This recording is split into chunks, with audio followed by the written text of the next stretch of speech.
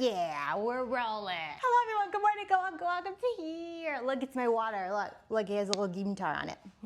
Hello everyone, gather in, come on, watch your step. Here's what we're gonna talk about today. Today we're gonna talk all about shell chords and what those are, okay? We're gonna talk about what they are and how to find them, how do you play them. I'll tell you. So first of all, what the heck is a shell chord? What is that, a seashell? No. Shell chord is not a seashell. Okay, it's not even a seashell that you found on the beach while you're sipping margaritas on a yacht. Okay, a seashell chord, okay, is not a chord per se, but instead a way of altering a chord. Okay, it's a chord, but it's a way of altering a chord. Let me show you. So here is a C major 7th chord. Yeah, and here is a shell C major 7th chord. Yeah! And so what we did here with our C major 7th chord, okay, is we looked at our chord and we dropped all the unnecessary notes, okay, which is the 5th degree, essentially, okay? And so a C shell chord is essentially a 7th chord that just drops the 5. That's really what it is. It's really what it is. It's the shell of a chord. You understand? The shell of a chord. You don't need the insides. No, it's like a muscle, like a mussel, like the ones you like put in sauce. You could make like spaghettis. I like to make them in a broth and you dunk some bread in it. So it's like the shell of those, you know? And so let me show you some examples. We're gonna take some major 7th, minor 7th, and dominant 7th chords, and we're gonna turn them into C shell chords. All right, and I'll show you exactly how to do that. Yeah, so let's start with the E-shaped major 7th chord. And that was the easy one because you just did it. It's this one. Yeah, that's the one. And so again, okay, we drop the 5th degree, which is right here. Okay, drop it, goodbye, see you later. And there's your shell dominant 7th chord. And I'm gonna go over why we would alter these chords into shell chords later. Okay, I'll explain it later. And here is your A-shaped major 7th chord. Yeah! And to turn this chord into a shell of a chord, we need to drop the 5th degrees, right? And so we have it right here. Bah! Goodbye, see you later.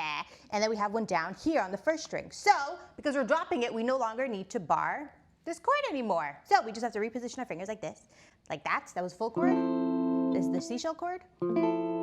Yeah! And so now since we're not playing this 4th string anymore, okay, what I'm doing is I'm using my index to mute the bottom, that string, to mute it, okay? So see how you can't hear it? You hear that?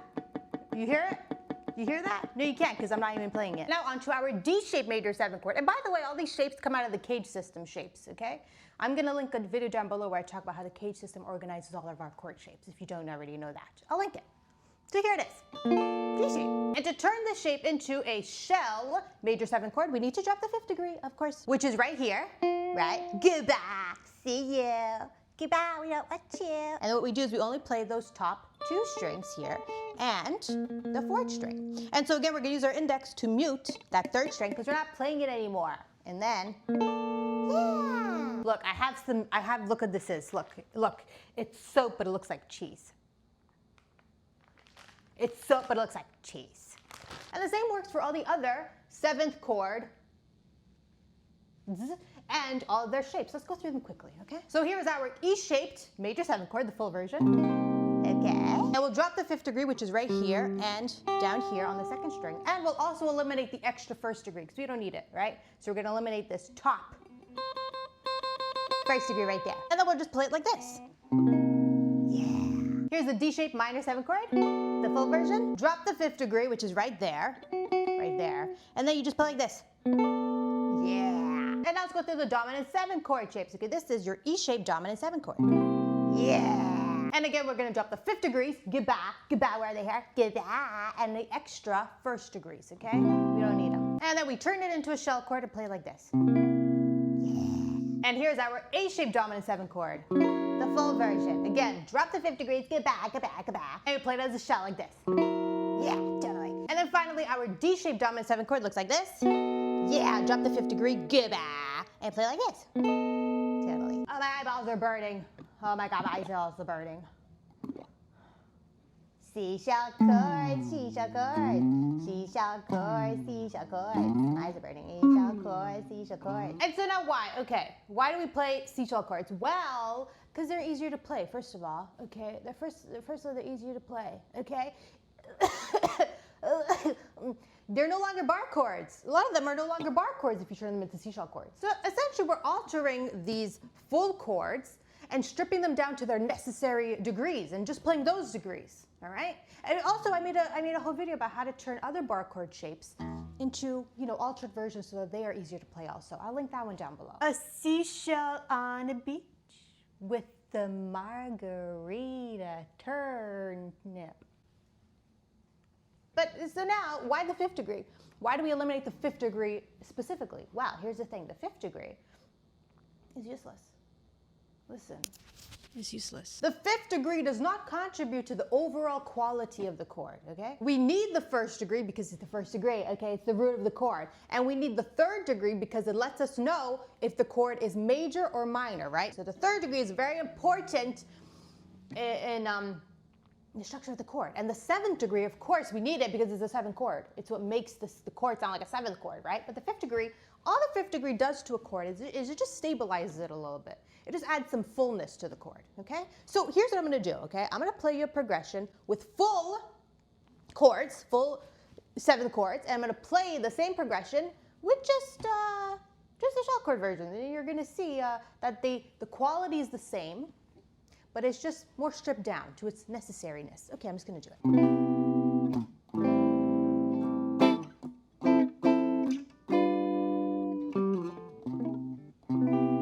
I messed up the last part, ignore that. And here's the seashell version.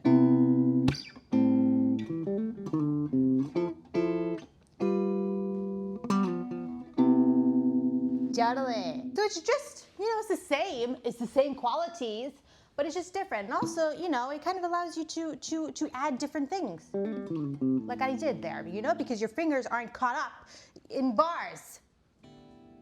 And so that's why, okay? That is what a shell chord is. That is how you get your shell chords. And that is how you play them? I think that's what I showed you. Oh my God, yesterday I had some great madeleines. Madeleines, I ate them all, so I can't show you them. But they're great. They're squishy and nice. Thanks for watching, everyone. Thanks for being here. Thanks for watching. Don't forget, you go over to meganchurchmusic.com. Get yourself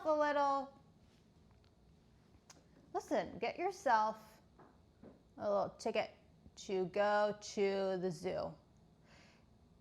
And there you'll find tigers, lions, and bears. And bears are great, Want to see the oil I put in my car? Ultra premium. Yeah. And don't forget to take a look at the 70s Zen Guitar eBooks. We got 2 of them. The 70s Zen Guitar Stand ebook will especially help you because it has all the chord shapes, the 7 chord shapes, right? And then you could alter them, It has a bunch of other things too. It's a chord, scale, and theory book all organized in the cage system. You've never seen anything like it before. And it's fun, and you're actually gonna wanna look at it and study from it. Yeah, and we also got the 70s Zen Beginner Guitar Guide. That's gonna help you in your beginner journey, okay? If you're a beginner, or you know someone that is, everything you need to learn at the beginning of playing guitar in order, it's on the book. And there's also a practice schedule to implement all the things. And we also got the Key to Music Theory Walter course. Woo! It's a course where we go through the fundamentals of music, all right? If you want to start to learn about music theory, this is where you begin, right here. It's the foundation. And there's also a PDF practice workbook to practice all the things. Yeah, you can print them out and stuff and practice. So that's all. Don't forget to subscribe at 5,000 subscribers. I'm gonna solve Rubik's Cube on camera for the world to see. Okay, do you not believe me? I'm gonna show you the one I'm gonna solve. Look it, look. It's a Rubik's Cube and it's not solved. Okay, and it's gonna remain unsolved until I reach 5,000 subscribers. So that's probably very emotional for you to hear, isn't it? Oh, you know what, I should probably leave it back here as emotional blackmail. Yeah, I'll put it back there. Emotional blackmail, yeah. Actually, I do have one up there already, don't I? Yeah, I do. Well, so that's all. Thanks for watching. Thanks for being. Thanks for all that you do. Want to see a half-eaten pie? Yeah, I started eating it from the middle. I love half-eaten pies that are from the middle. Here's the thing. When you start to eat pies from the middle, what it does is it kind of eliminates all the sugar intake. Because all the sugar, when you bake a pie, goes to the corners of the pie. It's not true. Don't say that. It's not true, okay? When you eat a pie, the sugar is everywhere. Sorry that I said that. I didn't mean it. Here's a story. Let me tell you a little story. I'm going to tell you a story about a little man. His name was Thomas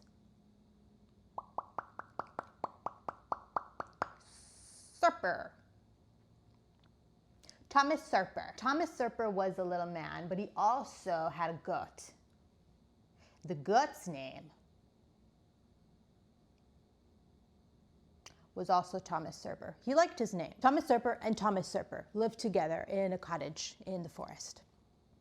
And one day there was an earthquake, and Thomas Serper fell inside. And I don't know which one. I heard the story, but I'm still unclear about which Thomas Serper fell into the crack of the earth after the earthquake. But one of the Thomas Serpers fell down in there. Then the other Thomas Serper died. So it's probably the man Thomas Serper that fell into the crack. Because if the other Thomas Serper didn't fall into the crack, then he probably could have saved the first Thomas Serper. And he also probably wouldn't have died because he's a person. He could just like go to the grocery store and buy food.